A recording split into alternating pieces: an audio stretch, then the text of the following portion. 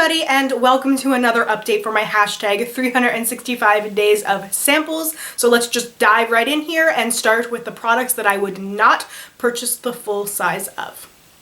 So the first thing would be the 3 lip glosses from Makeup Forever. Not a surprise because I'm not a lip gloss person, so I'm just being honest with myself. The lightest shade though, the sort of golden lip gloss that's got a lot of sparkle in it, makes me wish that I liked lip gloss because it's so beautiful. When I first put it on my lips, I absolutely loved the way that it looked. It was different, but also sort of reminded me of lip gloss that I really liked when I was in junior high, I think, somewhere around that age. I did go through a phase where I wore pretty much nothing but lip gloss on my lips, so there was a time in my life when I really did like lip gloss. It's just the stickiness that I don't like, and this one, it's not that it's super sticky, but it is a little bit tacky, and I just don't like the feeling when you smack your lips together. I don't like that. So I like the way that it looked, but I wish that this kind of shade was available in like a liquid lipstick format, because I would be all over that color. The 202 shade, which is a soft pink shade, I actually had a little deluxe size sample, and I think I might still have the deluxe size sample of 202. I think I tried to pan it before, if my memory is serving me right. And it's a beautiful light pink lip gloss. There's no extra glitter like the gold one, but it does look really shiny. And I like these lip glosses because it does give you that sort of vinyl finish, which looks awesome. And this lip gloss paired over a lip liner looks really, really cool. I just wish that I could handle the tackiness more. I just love the way it looks, and I love the way it looks on other people, and it's just not right for me. I know that if I had it, I wouldn't use it. And if I do still have that deluxe size sample, that obviously proves that point. And the last one is one that I wouldn't even buy if I did like lip glosses because it's so opaque. 304, this sort of reddish coral shade. Like, it was super pigmented and very opaque for a lip gloss. I was shocked. When I first put it on, it was a moment of, whoa, okay, I was not expecting it to look the way that it did. So that's a plus if you like opaque lip glosses. I think there's quite a few in this line, the Artist Plexi glosses from Makeup Forever. So if you're into those kind of glosses, really opaque glosses, then this would be right up your alley. And if you like sort of reddish coral colors, you would probably also really like this.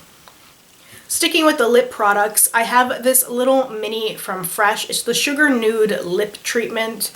So I do really like the Fresh Sugar Lip Treatments. I love the rose one and the clear one, which was also part of the sample set that I'm still slowly working on. But I like them because I like the rose one because it smells like roses, so I love everything that smells like roses. And the clear one is a great lip balm for all occasions. You can wear it before you go to bed, you can put it on before you're putting on lipstick. I would sometimes use the clear one as like a treatment before I would do like a liquid lipstick or something that I knew was gonna be super drying or matte.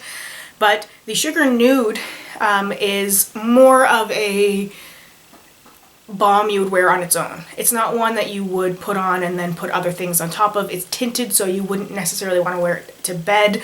If you are a low maintenance, everyday makeup kind of person, like very neutral, very casual, you would probably love the Sugar Nude Lip Treatment because it just adds just a little tiny hint of color and a little bit of sparkle without being overwhelming. It's not going to look like you're wearing a child's lip balm, but it's just going to give you that little bit of something extra. But if you are a person who puts lipstick on or even glosses on, you wouldn't put this on first. So for me, it's just kind of useless because I just don't wear balms on their own. And one last lip product. This is from Urban Decay. I am slowly still going through all of those samples from the Vice Lipstick Sampler. So this is the shade Easy. It's a very vibrant, bright red. I think there's a little bit of orange in there.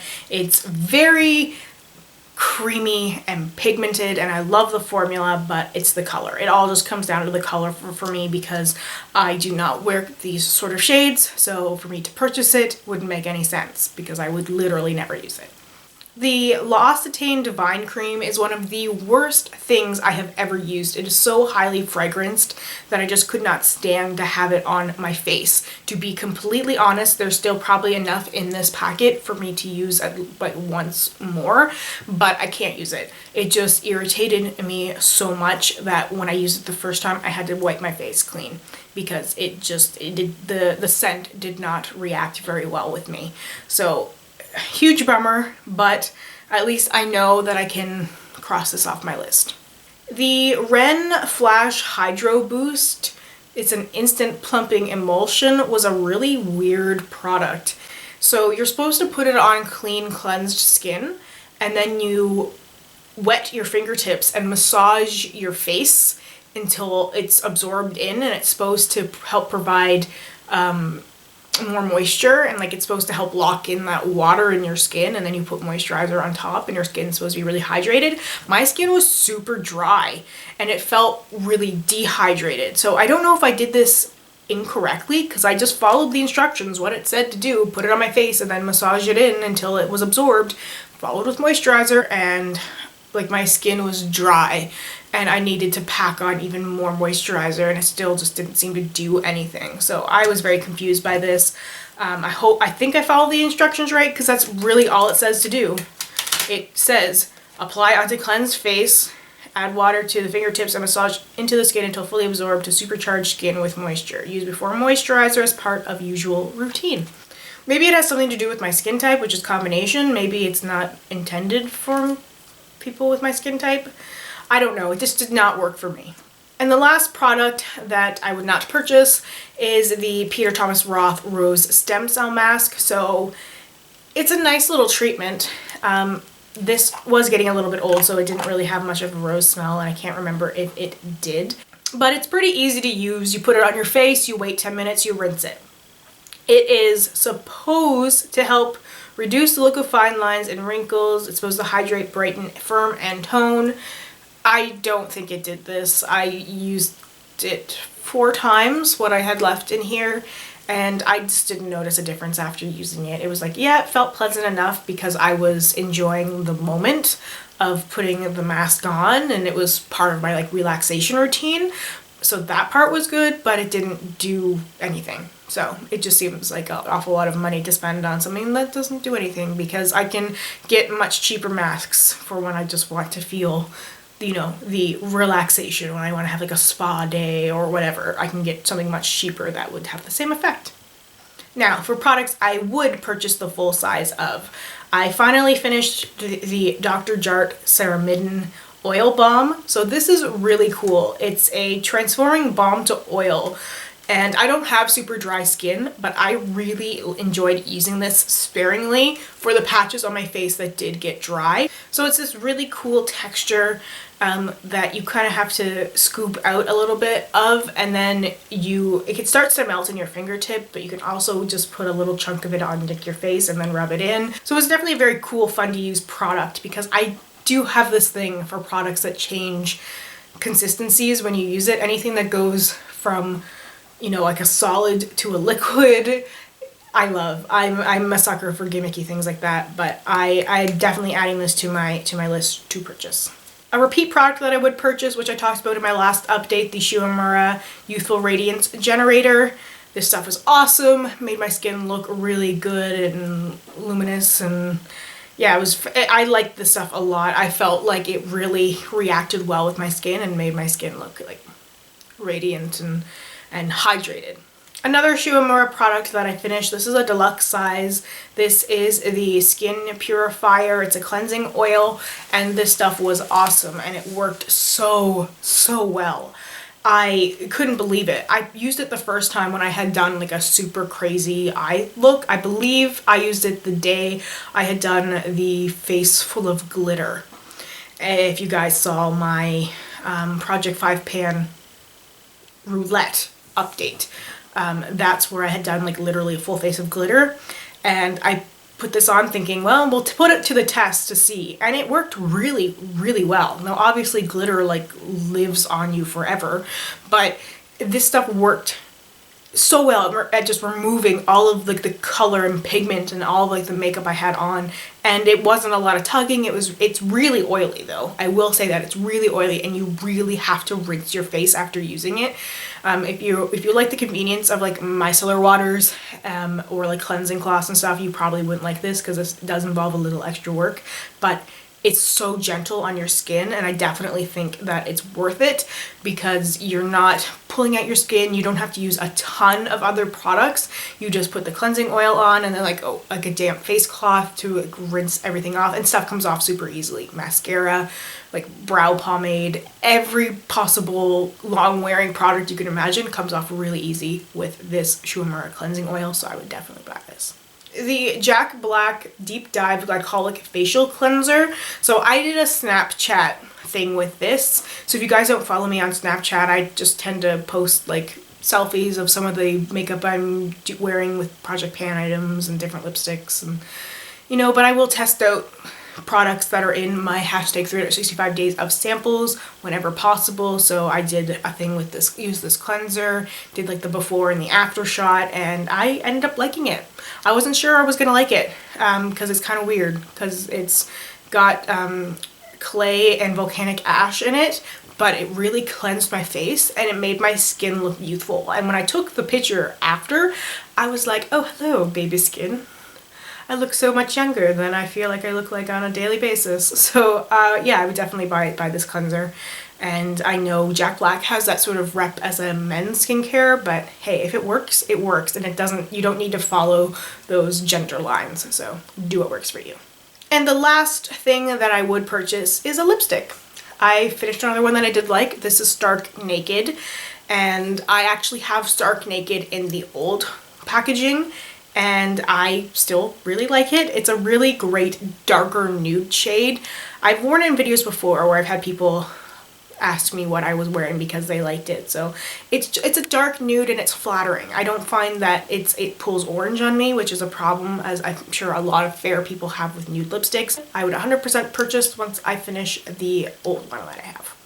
Okay, the sample box.